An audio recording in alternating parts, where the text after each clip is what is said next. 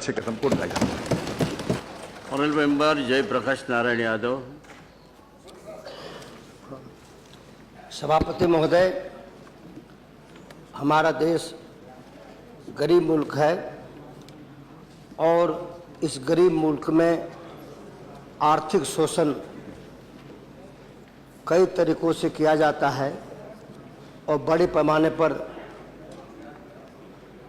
गरीबों को नुकसान होता है और भारत के लोगों का नुकसान होता है।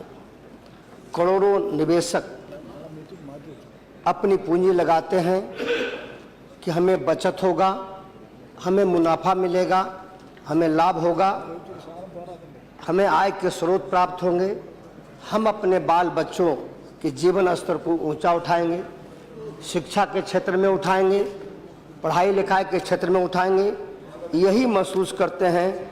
और करोड़ों भारतवासी निवेशक बहुत चालाक और बहुत चतुर लोगों के हाथों के शिकार हो जाते हैं। इसका नतीजा भी सामने आया है। फेक और फर्जी संस्थाएं बन जाते हैं और फेक और फर्जी संस्थाएं अपने व्यापक प्रचार के माध्यम से कंपनियां चलाते हैं। इतना व्यापक प्रचार होता है जैसे लगता है कि अब दुनिया उलट जाएगा, अब हम कहीं कंपटीशन में विलंब कर गए तो हम बहुत पीछे छूट जाएंगे। इसीलिए कि जल्दी से अपना अगर कुछ आर्थिक आय का स्रोत और पेट के अगर दाना भी काटना पड़े तो काटो और पैसा जमा कर दो। वह बहुत बड़ा खून चूसने वाली कंपनियां इस भारतवर्ष में भी पनपती रही है, पलती रही है, बढ़ती रही है और आर्थिक शोषण का अपना महल और किला जो है खड़ा करने का काम करती रही है। और इस पर रोक लगाना और रोक लगा करके कठोर कानून बनाने का जो प्रावधान आया है यह बहुत ही स्वागत योग्य है और इसका जो है हम स्वागत करते हैं। इसको मजबूती से हमें जो है बचत के चक्कर में हम परेशानी में पड़ जाते हैं। आम आदमी को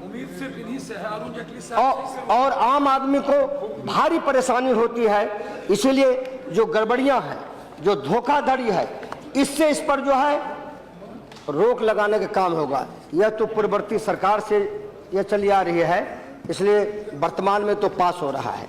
इसलिए गड़बड़ी, धोखाधड़ी और के माध्यम से बड़े पैमाने पर चाहे वह चिट फंड का सवाल हो या शारदा स्कैम का सवाल हो या कई ऐसे हैं स्कैम्स, जिस स्कैम के माध्यम से देश के चारों तरफ, बम्बई से लेकर के पूरे चारों तरफ जो है बहुत होशियार और चालाक लोग शोषण की चक्की में समाज के लोगों को पीसने का काम करती रही है।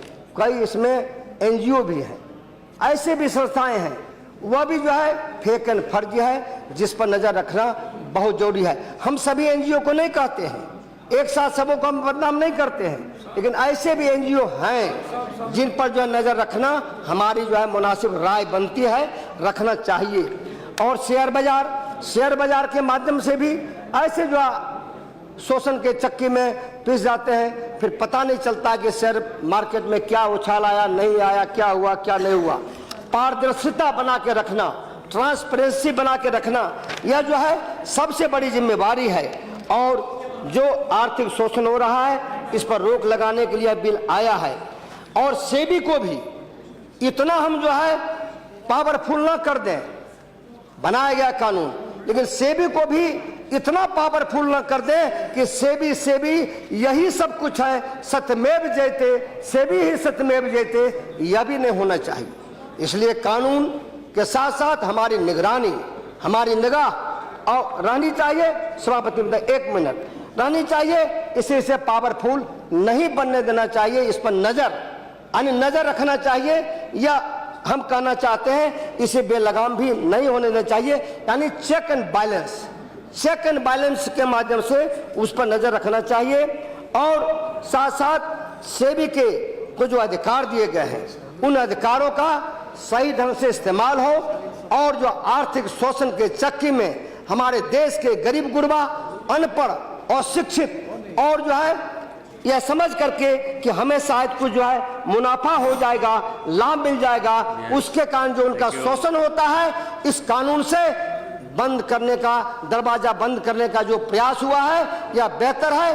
और जो है मैं यही कहता हूं कि इस पर जो है नजर रखना है और मैं अपनी बातों को समाप्त थैंक करता यू हूं। Honourable member.